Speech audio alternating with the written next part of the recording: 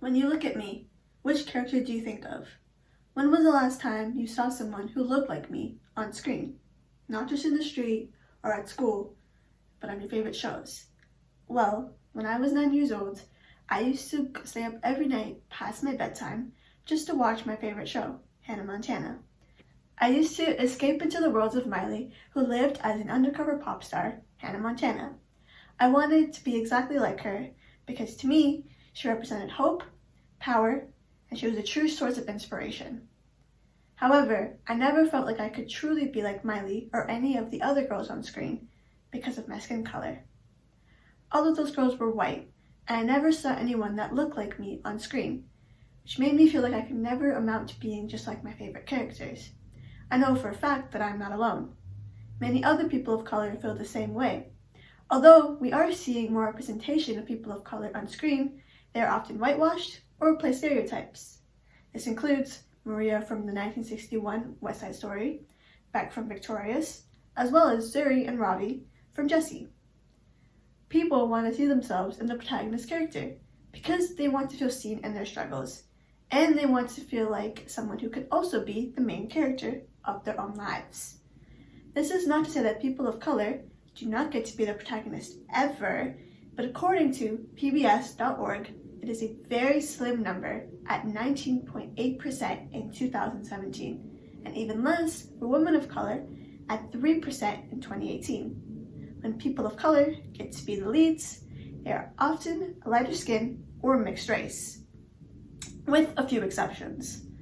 This is a severe imbalance that affects people's view of themselves, especially if they are someone who really enjoys shows and movies, including myself.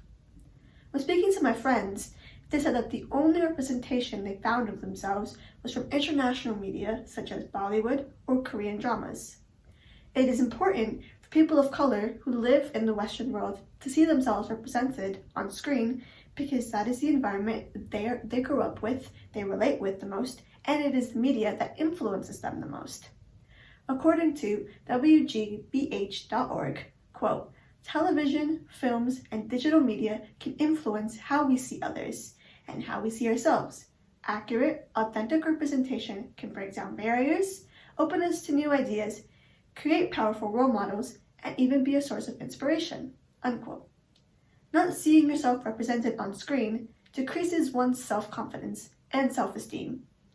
There was a study done by Kid Spirit magazine in 2011 to even test this theory. Around 400 kids were surveyed after watching TV. The only group who really felt as though there was no significant blow to their self-confidence was the white boys.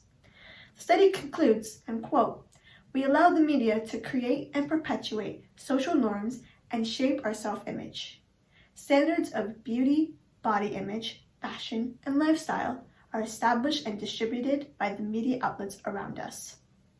Now you might be asking yourself, what roles do people of color play on screen that cause such irreparable damage?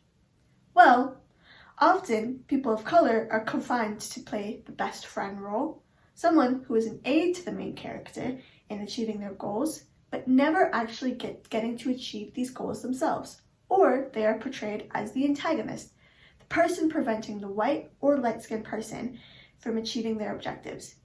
People of color aren't even given the same opportunities to represent themselves on screen without either being whitewashed or boxed into stereotypes.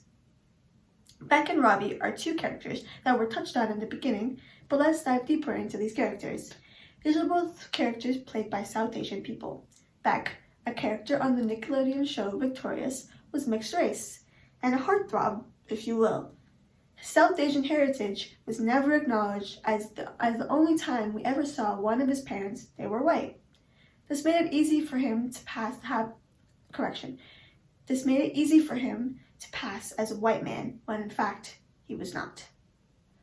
On the other side, we have Robbie from the Disney show Jessie. He played into the archetype of the nerdy Indian boy with an exaggerated accent.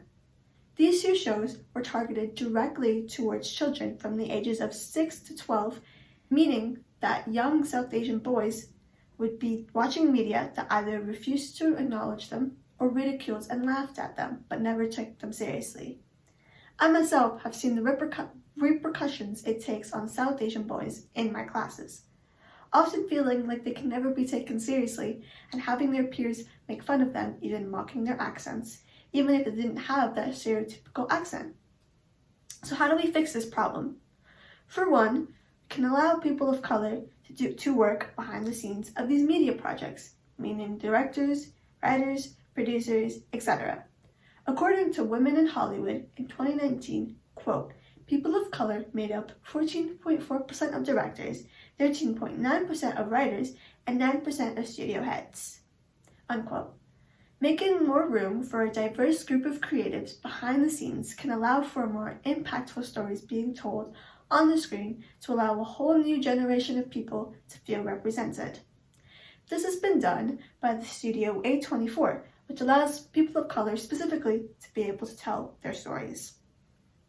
At this point, most of you have probably assumed that I am doing this talk because I am a South Asian woman, and even though you would be right, there are a few more factors that have influenced me to discuss this topic.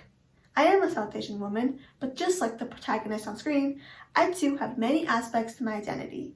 In my faith of Islam, diversity and pluralism are taught through the Quran, where it states, quote, if Allah had so willed, He would have made you one community, but He tests you through what He has given you. So race to do good to Allah, you will all return and He will inform you about what you have differed, unquote. One interpretation of this verse is that God has created many people who have multiple facets to their identity, whether it be in religion, race, ethnicity, or gender, and that are individual identities in the community in which we belong. When applying this back to the media, I believe that all identities and cultures should be celebrated, while also acknowledged. It can mean that everyone is created equally, so everyone from all different diverse communities should exist as one on the screen. As a Muslim, I believe in the value of pluralism, and I want to live in a pluralistic society where people of all different backgrounds, ethnicities, genders, etc. feel like they belong. I also think that representation in the media is an integral part of creating a pluralistic society. As much as this talk has been about the unfortunate lack of diversity in the Western media, the good news is, increasingly, we are getting more and more diversity on the screen every day.